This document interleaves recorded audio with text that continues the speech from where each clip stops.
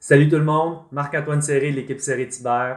Cette semaine, je veux vous parler dans la capsule d'une question qui revient beaucoup et c'est au sujet du financement. Donc, à qui je parle, c'est quoi les étapes, comment ça fonctionne. Donc, on répond tout à ça aujourd'hui. Premièrement, on a la préapprobation hypothécaire. Donc, c'est quoi ça? La préapprobation, c'est un document qui va vous être remis d'une institution financière que vous allez avoir préalablement choisie pour savoir jusqu'à combien vous êtes capable d'emprunter pour votre prêt hypothécaire. Là-dessus, il va aussi avoir quelques informations supplémentaires comme les taux hypothécaires à ce moment-là, les termes et tout. Vous allez tout discuter ça avec votre courtier hypothécaire. Pourquoi c'est important? En fait, ça va démontrer votre sérieux quand vous allez faire une promesse d'achat avec votre courtier immobilier. On va envoyer ça aux vendeurs. Les vendeurs vont voir que vous ne faites pas juste une promesse d'achat en l'air. Vous avez été voir un courtier hypothécaire qui vous a remis ce document-là. Donc, ça va démontrer du sérieux. Ensuite, on va parler de taux hypothécaire. Donc, le taux hypothécaire, ça, c'est ce qui va déterminer combien vous allez payer par mois pour les prochaines années pour la propriété que vous voulez acheter. Pour les taux hypothécaires, ça, c'est différent dans chaque institution financière.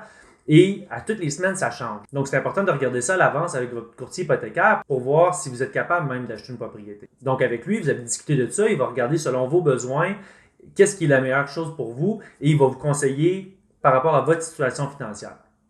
Ensuite, il y a les termes aussi. Les termes, donc que ce soit 1 an variable, 5 ans fixe, 3 ans fixe, c'est des choses qu'on entend, que des fois, on n'est pas certain de ce que ça veut dire. Ça, encore là, ça va faire varier votre taux hypothécaire. Donc, ça va être à discuter avec votre courtier hypothécaire. C'est lui la personne la mieux placée pour vous indiquer ce qui est le mieux pour vous dans votre situation selon l'institution financière. Maintenant, on va parler de promotion. Les promotions, ça change à toutes les semaines. C'est comme les taux hypothécaires aussi. Ça, chaque institution financière a des promotions différentes, que ce soit des remises en argent, que l'institution financière va vous payer certains frais dans la transaction. Ça, il y en a plusieurs, donc il faut magasiner. Là, on parle de chiffres, on parle d'argent, on va parler de mise de fonds.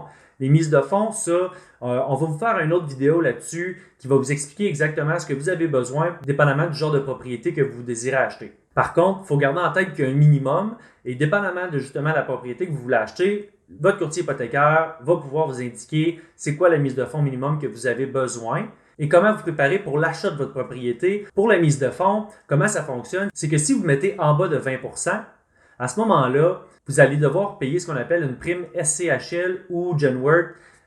Donc, en fait, ces compagnies-là, c'est des compagnies qui vont assurer le prêt et il y a un coût supplémentaire sur votre hypothèque qui va être ajouté si vous mettez moins que 20%.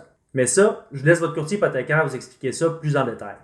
Sinon, si vous n'avez pas de mise de fonds, il y a aussi des alternatives. Il y a certaines institutions financières qui ont des façons de faire différentes qui pourraient peut-être répondre à vos besoins.